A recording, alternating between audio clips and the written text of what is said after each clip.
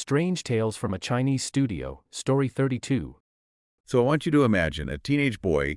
He's gripping this heavy iron woodcutter's axe. Right. His hands are just completely trembling as he raises it up. But he isn't chopping firewood. He's actually trying, with like all of his remaining physical strength, to chop off his own head. It's a brutal image. It really is. And the thing is, he isn't doing this out of, clinical depression or a sense of hopelessness. He's doing it to repay this massive cosmic debt of honor to his little brother. His little brother who was just dragged into a forest by a literal wild tiger. Just completely pushes human loyalty past the breaking point.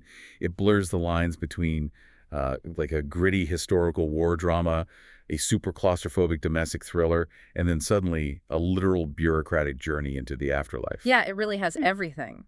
We are looking at stories called Zhang Cheng. It's from this incredibly famous 17th century Chinese collection, Liao Zai Zi. Which people usually translate as strange stories from a Chinese studio, right?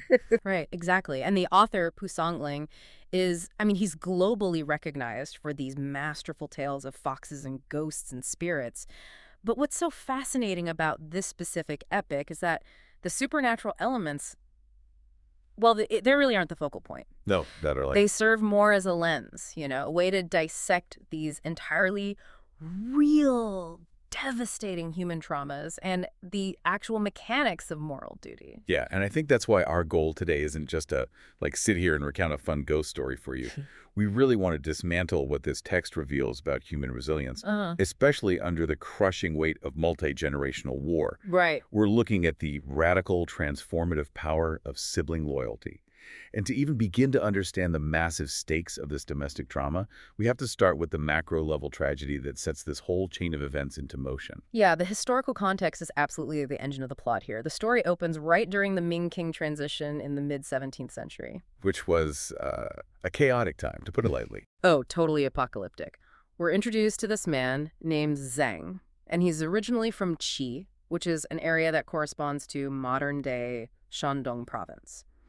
And for anyone living through this era, you have to understand, the collapse of the Ming dynasty wasn't just, some political shift in a distant capital. Right, it wasn't just new management. Exactly. It brought widespread famine, complete social upheaval, and the terrifying invasion of Manchu forces from the north. They were sweeping down to conquer the Han Chinese population. And the violence that gets described in just the opening lines of this story, it's sweeping and it feels entirely arbitrary. The narrative gives us this brutal, rapid-fire detail. It says Zhang's first wife is abducted by northern troops. Just like that. Right. In an instant, his ancestral home is destroyed, his wife is taken as a spoil of war, and he is forced to become an internal refugee. He has to flee westward along these dangerous trade routes all the way to Hunan province. Carrying basically nothing. Carrying nothing. Forced to rebuild his entire existence from the ashes. And the psychological toll of that kind of displacement, it really cannot be overstated. In a traditional Chinese cultural framework, it's all deeply rooted in lineage and ancestral veneration. Like your connection to the specific soil, right? Yes, exactly. So being severed from your homeland is a profound trauma. Zhang loses his community, his social status, his fundamental sense of security. He essentially becomes a ghost long before anyone in the story actually dies. I love how you put that. And what is so striking about the authors, about Pu Songling's narrative architecture here, is how rapidly he pulls us from that grand, sweeping historical trauma, armies marching across the plains, empires burning. Right. And he drops us directly into the suffocating, claustrophobic reality of a blended family's living room. It's a huge shift in scale. It really is. So Zhang, who is now this traumatized refugee in Henan, he tries to rebuild his life. He marries a second wife, and they have a son named Ni. But then tragedy strikes the household again, and the second wife passes away, leaving him to marry for a third time. He weds this woman surnamed Niu, and she gives birth to her own biological son, Cheng. So now we are left with a highly combustible domestic dynamic. A total powder keg. Absolutely. We have the aging passive father, Zhang. We have the new wife, Niu, the older stepson, Ne, who is, a remnant of the deceased second wife, and then the favored younger son, Cheng. And Niu, this third wife, she harbors a toxic, burning hatred for her stepson, Ne. She strips him of his familial status and essentially turns him into a beast of burden within his own home. It's really hard to read. It is. She forces him to eat what the translation literally calls bad grass. Yeah. Like animal fodder, husks, and actual garbage. And while feeding him that, she demands he march up into the mountains to chop a massive, physically impossible quota of firewood every single day. And if he falls short. Well, if he falls short of this heavy load, she whips him relentlessly, and she denies him even the terrible scraps she normally feeds him. Right. And, in resource-scarce agrarian societies, the precariousness of blended families often bred this exact kind of extreme cruelty. Like the evil stepmother trope. Precisely. The evil stepmother archetype exists across global folklore, from Cinderella to Snow White, because it reflects a genuine historical anxiety. It represents a new spouse hoarding desperately limited resources to ensure the survival of their own biological offspring. They actively view the stepchildren as threats. Right. So Niusu's dehumanization of Nera, as horrific as it is, it's a brutal survival tactic taken to a completely sadistic extreme. But what's really interesting is that usually in these traditional narratives, the biological child inherits that cruelty. Like, the step-sibling benefits from the abuse, learns the behavior, and actively joins in the torment. Yeah, the ugly stepsister dynamic. Exactly. But Pu Songling subverts this expectation entirely here. Cheng, the favored son, the one who is secretly fed sweet delicacies by his mother and sent to a comfortable school while his brother starves in the dirt. He does not revel in his privilege. Not at all. He is actually deeply tormented by his brother's suffering. And I have to ask why. Like, why does the author make Cheng so intrinsically good when he's the one benefiting from all this toxic favoritism? That is the core question. And this dynamic strikes at the heart of a major philosophical debate in traditional Chinese thought concerning the origin of virtue. Oh, interesting. Like what? Well, Mencius, the famous Confucian philosopher, he famously argued that human nature is inherently good, like water naturally flowing downward. Okay, right. But others argued that human behavior is entirely conditioned by your environment and authority. So by placing Cheng in an environment that actively rewards selfishness and models extreme cruelty, Pu Songling is making a really powerful argument for innate virtue. Wow. Cheng's empathy isn't learned from his mother. It exists in direct defiance of her. It's like the spark within his soul that her toxicity just cannot extinguish. He actively rejects the artificial hierarchy she's trying to build. And this theoretical goodness, it becomes agonizingly practical during a massive, unexpected storm. Right, the inciting incident. Yeah. Ni gets trapped on the treacherous mountain. He's freezing under a cliff, completely unable to chop the wood required to meet his brutal quota. When the storm finally breaks, he drags himself home with this tiny, meager pile of branches. And you seize this. Oh, Neve inspects the pile, explodes in a fit of rage, and completely denies him any food. Neo stumbles to his bed, freezing, the, quote, fire of hunger burning in his chest, and he simply collapses. His body is stiff and just completely hollowed out. He is entirely isolated. I mean, the father is either unwilling to challenge the wife, or he's just so broken by his past traumas that he's rendered completely passive. Yeah, Ni has literally no protector in the adult world. But Cheng returns from his comfortable day at school, finds his older brother hollowed out on the bed, and this is crucial. He doesn't just offer empty platitudes or generic sympathy. No, he takes action. Yes. He sneaks out of the house, steals a handful of flour, and begs a neighbor woman to quickly cook some pancakes. He smuggles them back into Nei's room, hiding them in his robes, and tells Nei to eat quickly, warning him to keep it a strict secret from their mother. And Ni eats the food, obviously, because he's starving. Oh. But he immediately warns his little brother to stay out of the dynamic. He recognizes the extreme danger of implication here. Because if Niu finds out... Right. If she finds out Cheng is defying her to feed the enemy, her wrath will turn on Cheng as well. But Cheng, he's already looking past the immediate hunger to the systemic issue. He understands that sneaking a few pancakes is just a temporary fix. It doesn't solve the core problem. Exactly. The insurmountable, physically destructive labor quota is the actual death sentence hanging over his brother. So the very next day, Cheng commits this profound act of rebellion. This part is amazing. It is. He skips his schooling, sneaks up the treacherous mountain, and tracks down his brother. When Nei demands to know what he's doing there, Cheng simply says he came to help gather wood. And keep in mind, Cheng is a scholar in training. Right, so he doesn't even own an axe. So this young boy starts breaking thick, rugged branches with his bare hands and feet. His soft shoes are completely shredded on the rocks, and his fingers are torn open and bleeding profusely. And we really need to analyze the physical destruction of his hands and shoes here, because it is highly symbolic in this cultural context. Yes? Well, in traditional Chinese society, a scholar's pristine hands were a primary marker of elite status. Physical labor was fundamentally beneath them.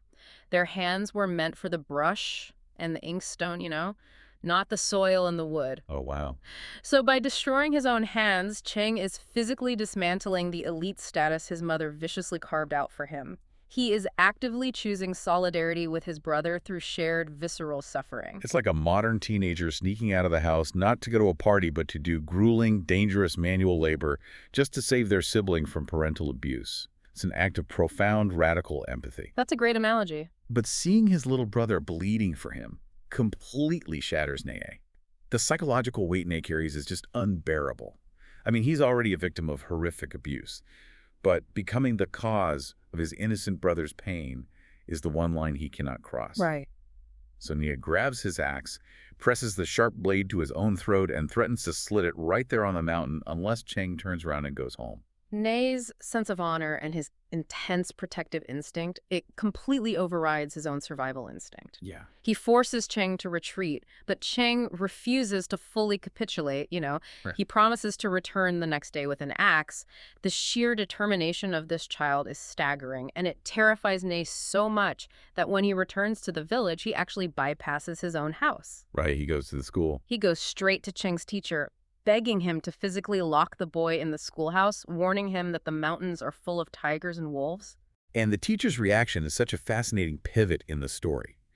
Initially, he plays the role of the strict, conventional authority figure. He assumes Cheng was just truant, so he beats him with a cane for skipping class. Which was standard. Standard, yeah. But Cheng just laughs off the physical pain. The next day, Cheng sneaks an axe under his robes, frantically chops a massive bundle of wood alongside Nis on the mountain, and then runs back to school. Late again. Late again. And when the teacher attempts to punish him again for being late, Cheng finally explains exactly why he missed class and why his hands are torn. And this rigid, authoritative scholar is just moved to tears. He stops forbidding the boy from leaving. Because the author is demonstrating a crucial concept here. True virtue, or true Xiaoyu, which translates roughly to sibling piety and profound familial loyalty. It's so undeniable that it commands reverence even from the strict societal structures meant to discipline it. That's a beautiful way to put it. But this mutual refusal to yield creates an unbearable tension. Nae will not stop trying to protect Cheng, and Cheng will not stop risking his life to save Nae. They are trapped in this cycle of escalating sacrifice, on a direct collision course with fate. And the climax of this earthly tension arrives so violently. They are on the mountain, sweating through the heavy labor alongside a few adult woodcutters from the village. And suddenly, a massive tiger bursts from the trees. Just out of nowhere. There is no warning, no growling buildup. The adult woodcutters drop their tools and throw themselves to the ground in sheer terror. But the tiger bypasses the adults entirely. It lunges and snatches the youngest, smallest person there, which is Cheng. Right. And in classic Chinese literature, the tiger frequently functions as more than just a dangerous apex predator. Okay, what does it signify? It operates as a manifestation of fate, like a violent agent of heaven or an uncontrollable divine will. It strikes instantly, disrupting human plans and artificial hierarchies with absolute brutality. And Nae's reaction to this cosmic disruption is basically superhuman. He doesn't freeze, he doesn't hide, he tightly grips his woodcutter's axe, lets out a scream, and sprints after the tiger. Which is insane. It is. He swings the heavy iron axe with everything he has, and he hacks deeply into the tiger's leg. The beast roars in agony, drops its pace, but it refuses to drop the boy. It takes off running frantically into the dense forest, disappearing with his little brother in its jaws. The image of a half-starved, abused teenager attacking a supernatural force of nature with a branch-chopping tool is just astonishing. It is the ultimate physical manifestation of his protective instinct. It's this desperate attempt to assert human will against an overwhelming, uncaring universe. But ultimately, he fails. He searches the woods, weeping, but he cannot find them. He returns to the terrified woodcutters, and his dialogue here is hauntingly precise. He says, quote, "My brother is not an ordinary brother. Furthermore, he died because of me. How can I go on living?" He's made his decision. Yeah, he doesn't hesitate at all.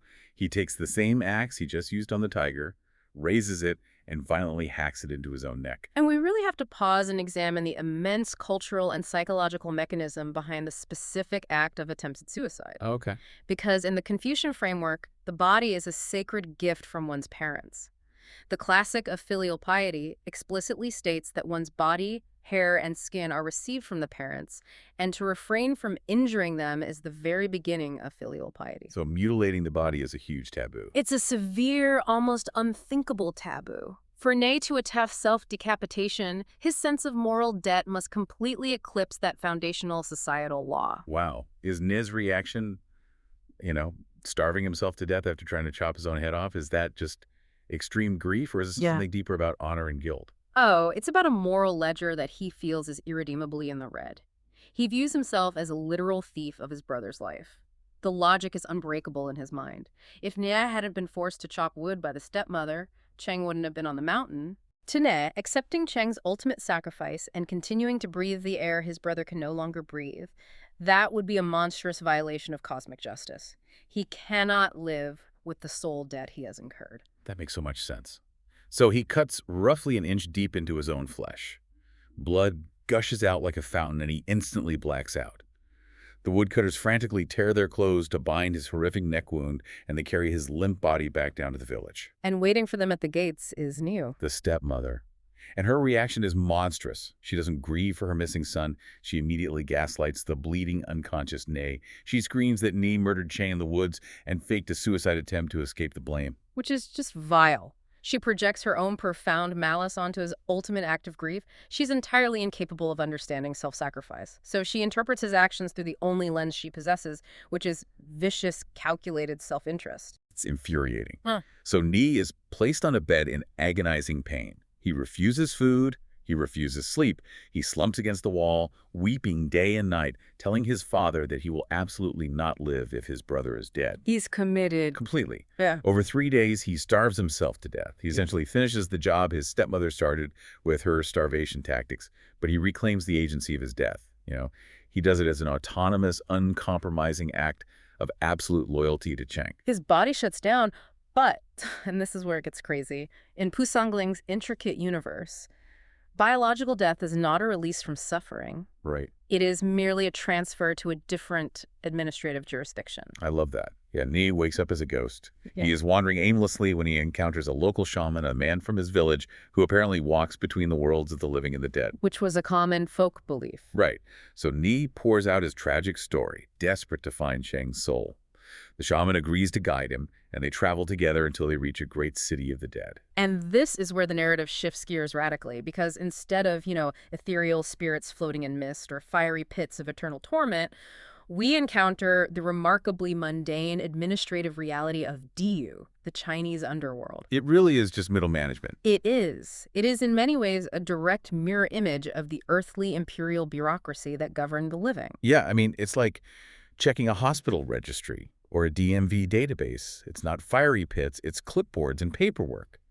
They see a clerk in black robes walking out of the city gates. The shaman stops him and asks if a boy named Cheng has been processed. Processed? Literally. The clerk reaches into his pouch, pulls out a literal ledger, and flips through the pages of the recently deceased. He checked the long list of names and says, no one named Zhang has been recently admitted here. Right. And the shaman suggests maybe it's the wrong department. But the clerk gets super defensive, insisting that this is his strict jurisdiction and no rest could happen without his paperwork. That's wild. It's such a specific vision, this syncretic vision of the underworld blending Buddhist, Taoist, and folk beliefs. It reflects the everyday anxieties of the populace dealing with the king government. The underworld is staffed by magistrates, clerks, guards who require bribes of paper money. There's red tape everywhere. Endless red tape, strict jurisdictions. The bureaucracy is cold and indifferent. It processes souls efficiently, but it lacks the capacity to care about individual tragedies or recognize profound moral virtues. It is a rigid, unfeeling machine. But Ne refuses to accept the bureaucratic answer. He forces his way into the inner city, searching the crowded transit hub of ghosts. He spots new ghosts, old ghosts, people wandering around like they're in a massive, confusing train station. He's desperate. Completely. He even recognizes some old acquaintances and frantically asks them, but nobody has seen Cheng. She is completely lost in an unfeeling system. But then, the gray, mundane city is interrupted by this overwhelming cosmic event. A huge shift. A massive roar of voices goes up from the millions of prisoners shouting, "The Bodhisattva is coming!" and a colossal radiant figure appears in the clouds, piercing the gloom with brilliant divine light. And the shaman turns to Ne and tells him how incredibly fortunate he is, noting that the bodhisattva only descends to the underworld once every few decades to rescue those trapped in suffering. We are witnessing a profound theological contrast here. And the imagery is just spectacular. Millions of ghost prisoners fall to their knees, clasping their hands, chanting prayers of mercy. The bodhisattva, often associated in this cultural context with Guanyin, the goddess of mercy, holds a willow branch and sprinkles sweet dew down upon the masses. Right. The dew falls fine as dust, and a single drop of this divine water lands right on Ne's horrific, gaping neck wound. Instantly, the agonizing pain vanishes.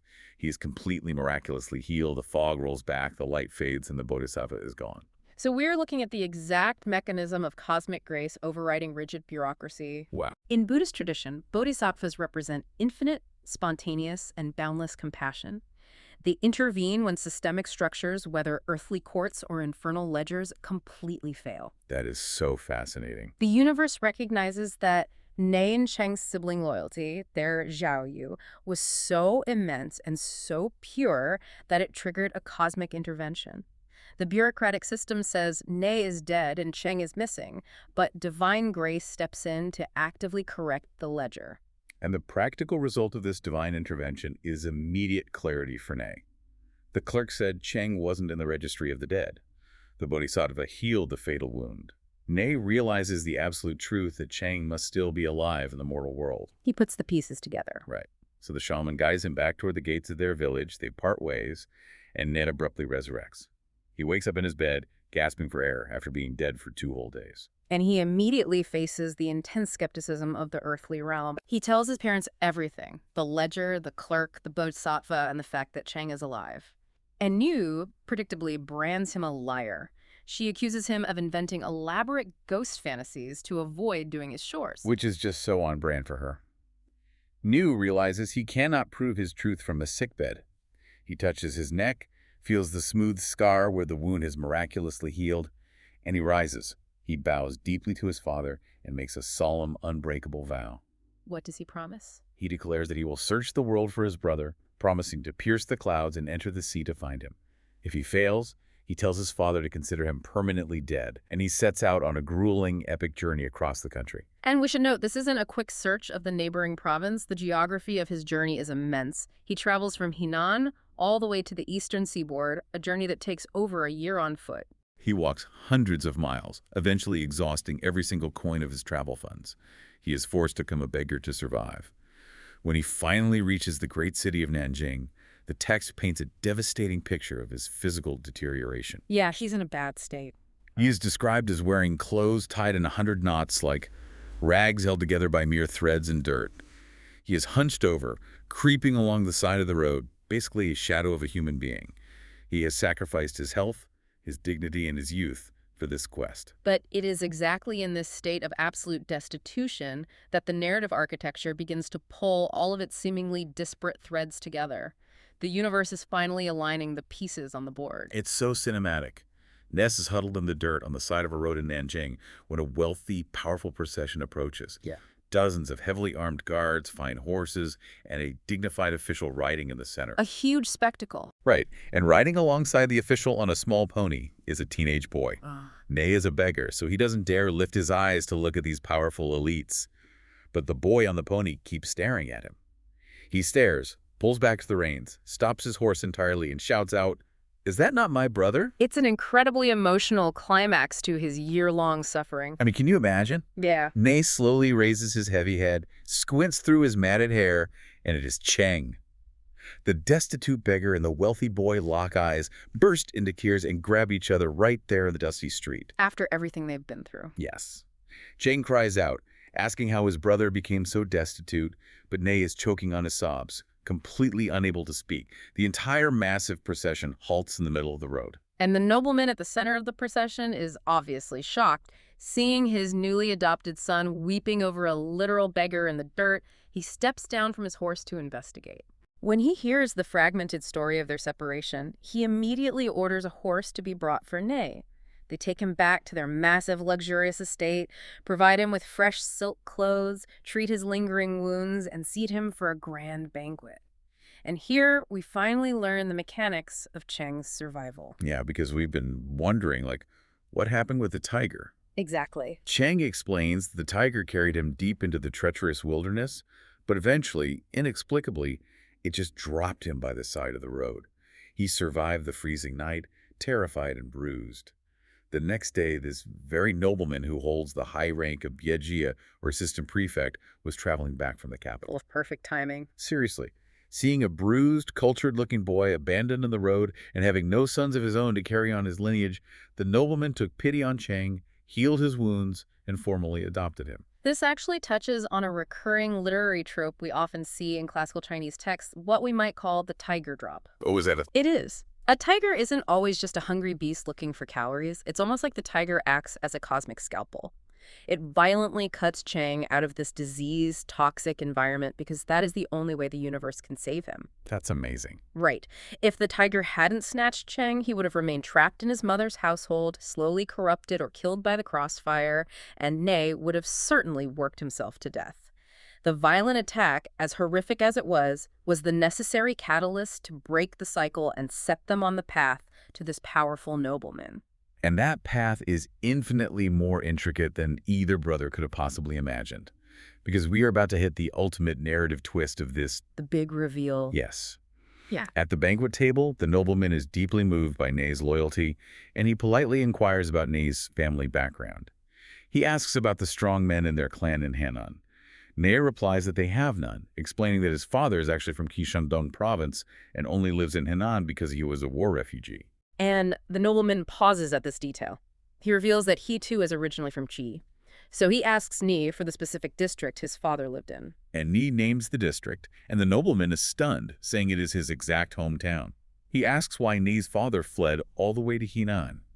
So Ni recounts the horrific backstory we discussed in the very beginning. The Ming-Qing War. Right. During the late Ming Dynasty, northern troops invaded. The Manchu soldiers kidnapped his father's first wife, burned everything to the ground, and forced his father to flee west along the trade routes. And then the nobleman asks the final critical question, what is your father's name? When Ni tells him the name, the nobleman freezes. He stares at Ney, wide-eyed.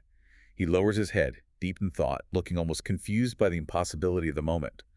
Then he suddenly stands up and sprints into the inner chambers of the house. He realizes what's happening. Yes. Minutes later, he returns, physically supporting the elderly grand lady of the house, his mother.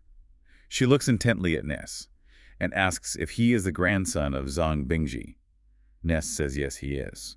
The old woman collapses into tears, points a trembling finger at the powerful nobleman, and tells Ness, "This man is your older brother." I mean, the narrative architecture here is genuinely astounding. It forces you to completely reevaluate the trauma of the opening lines. Every single chaotic thread ties together with devastating precision. Wait, so this powerful nobleman who saved Chang is actually Ness' older half-brother. Exactly. Like a Marvel movie post-credits scene where every single thread from the opening 5 minutes suddenly ties together. The old woman explains exactly what happened. She says she was married to Ney's father for 3 years before the apocalyptic war came. She was captured by the northern troops and forced into marriage with a Manchu commander, a Gushan. And let's explore the mechanics of this, because it grounds the fantastical story in harsh historical reality. A Gushan was a banner commander. That's a highly elevated military official in the King 8 banner system. Oh, okay. When the king conquered the Ming, they systematically absorbed conquered populations. Forced marriages and the abduction of Han women were brutal, everyday realities of this military integration. She reveals that she was already pregnant when she was captured. 6 months into her captivity, she gave birth to a son, the biological child of her first husband, Zhang. That's the nobleman. Right. That baby grew up within the powerful elite banner system, inherited military ranks, and eventually rose to become this high-ranking assistant prefect. He possessed immense wealth and imperial power, but his mother never forgot her first husband. She kept searching for him. Yeah, she had sent messengers back to Shandong searching for Zhang, but because Zhang was hiding as a refugee in Henan, they never crossed paths. Puss Songling is executing a masterful piece of historical and political commentary here. He is writing during the Qing dynasty, looking back at the profound generational trauma of the Ming-Qing transition. It was a very raw wound. Exactly. Han Chinese families were brutally torn apart, forced assimilation was the law of the land, and resentment toward the conquerors ran incredibly deep. You would traditionally expect a story about a stolen wife and a son raised by the enemy to culminate in a bloody revenge arc. Oh, for sure. But instead, Pu Songling resolves this raw, historical wound with radical acceptance. The nobleman doesn't protect his imperial prestige. He doesn't deny his Han heritage to maintain his status in the king court. He embraces his destitute brothers immediately. It's a huge sacrifice. It is. He and his mother decide right then and there to pack up their immense wealth, abandon their comfortable elite life in Nanjing, and move all the way to Henan to reunite with a broken refugee father they haven't seen in decades. They actively choose family over the empire. The brothers stay up all night calculating their birth order. The nobleman is 41, Nan is 22, Cheng is 16, and they plot their massive return journey. Meanwhile, while all this is happening, while Ni was begging on the roads for over a year, the evil stepmother, Nu, died back in Henan. Old man Zhang is left utterly alone in an empty, silent house, grieving the total loss of his entire family. He is a broken man who survived the catastrophic fall of a dynasty only to lose everything within the walls of his own home. Then there is a knock at the door. He opens it, and standing there is Ne, the son who violently starved to death in front of him. Before Zhang can even process this impossibility, Cheng walks in the son who was eaten by a wild tiger. It's overwhelming. And then his long-lost first wife enters, a woman who was kidnapped decades ago, accompanied by a powerful nobleman and a massive retinue of guards and horses. The nobleman bows deeply and introduces himself as Zhang's eldest son. Zhang is completely paralyzed. He can't laugh, he can't cry. He just stands there, completely overwhelmed by the sheer impossibility of his restored life. And the older brother uses his vast accumulated wealth to build a massive estate right there in Henan. He hires the best scholars to tutor Ness and Cheng. This shattered, isolated family is completely transformed into a prominent, thriving dynasty. It is such a triumphant conclusion. But Pu Songling does something highly unusual at the very end of the text. He steps out from behind the curtain of the narrative and directly addresses the reader in what is known as the historian's commentary. Right, which was a known convention in classical Chinese literature derived from historians like Sima Qin. But Pu Songling makes it deeply, painfully personal. He isn't just offering a moral summary, he is exposing his own emotional vulnerability. He writes, quote, "When I listened to this story from beginning to end, my tears fell several times. When the 10-year-old child used his bare hands to chop wood to help his brother, my tears fell. When the tiger snatched Cheng away, I cursed the unfairness of heaven, and my tears fell again. When the brothers suddenly reunited on the road, I wept from joy. And when the old man realized his entirely broken family was miraculously restored, my tears fell for him. I wonder if there will be anyone in future generations who sheds tears like I did." Pu Songling spent much of his life as a frustrated, failed scholar, collecting tales and tea houses from travelers and merchants. By writing this, he is actively validating the intense emotional journey we just experienced. Yeah, it's so moving. He is proving that human empathy transcends centuries. He reaches across time to connect us to our shared humanity, asking us to recognize that the pain of these characters is our own pain.